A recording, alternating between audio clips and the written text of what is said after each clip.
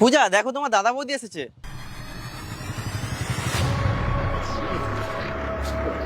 নমস্কার দাদা, নমস্কার বৌদি।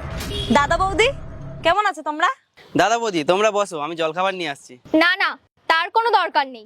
তোমরা কি ভেবেছো আমরা রাস্তায় বসে জল খাবো? আমাদের কি কোনো রেপুটেশন নেই নাকি? ওই তোমার দাদা বলছিল আজকে আমার বোনের বার্থডে, চলো বোনের সাথে একটু দেখা করে আসি, তাই আমরা এসেছি, তাও আবার লাস্ট বারের জন্য। বৌদি, এটা কেমন কথা বলছো তুমি?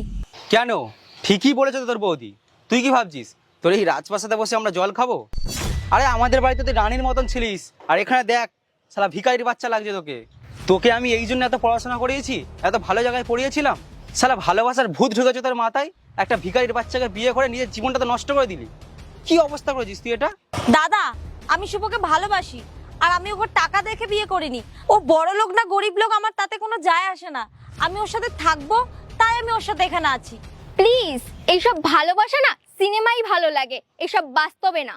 এই বাস্তব জীবনে বাঁচতে গেলে না শুধু টাকার দরকার, যেটা তোর এই ভিখারি বরের নেই। বৌদি, তোমার কোনো অধিকার নেই যে তুমি আমার স্বামীকে এইভাবে অপমান করবে। আরে ঠিকই বলেছে তো, এটাতে ভুল কি আছে? তোর বর তোকে দুবেলা ঠিক করে খেতে দিতে পারে বল দেখি? শালা সকালে খাওয়া দিলে রাতের বেলা খাওয়া দিতে পারবে না। দেখ তোর আজকে জন্মদিন, আমি তোর সাথে ঝগড়া করতে এখানে আসিনি, আর বাবা মা আমাকে এখানে আসতে দিচ্ছিল না। তুই জানিস আমি তোকে খুব ভালোবাসি, তাই আমি এখানে এসেছি। এখনো সময় আছে বোন, গাড়ি দাঁড়িয়ে আছে, চুপচাপ চল। আর নয় তোর জীবনটা না দুদিন পরে বুঝতে পারবি, যখন এই ভালোবাসার ভূতটা তোর মাথা থেকে বার হবে, সেদিন তুই বুঝতে পারবি যে আসল জীবনটা কি। চল আমার সাথে, আমি এখনো বলছি, কিন্তু এখনো কিচ্ছু হয়নি। বাবা মাকে বলে একটা ভালো ছেলে দেখে তোর বিয়ে দিয়ে দেবো। না না দাদা, আমি কোথাও যাব না। আমি আমার বরের সাথে অনেক সুখে আছি। ও বড় লোক হোক বা গরিব হোক, আমি ওর সাথেই থাকতে চাই। আর দাদা, আমি তোমাদের ওই রাজপ্রাসাদের থেকে এই ছোট কুটির আমি অনেক ভালো আছি। আর তোমরা যদি আমার স্বামীকে সম্মান না দিতে পারো, তাহলে তোমরা এখান থেকে যেতে পারো। ওইটা না আর জীবনে হবে না। এনে ধর তোর গিফট, এখানে তোর ফেভারিট জিনিসগুলো আছে, ধর। আমার এই গিফটগুলো দরকার নেই দাদা। যদি না আমার বরকে সম্মান দিতে পারো, আমি এই গিফটগুলো নিয়ে কি করব? যেদিন আমার বরকে সম্মান দিতে পারবে, সেদিন আমি এই গিফটগুলো নেব। ঠিক আছে, তোর এই ভালোবাসার ভূত তোর মাথায় ঢুকে আছে তো, যেদিনকে এটা পায়ে আসবে সেদিনকে তুই বুঝতে পারবি। আর শোন, তোকে তো আমরা কত ভালোবাসি জানিস।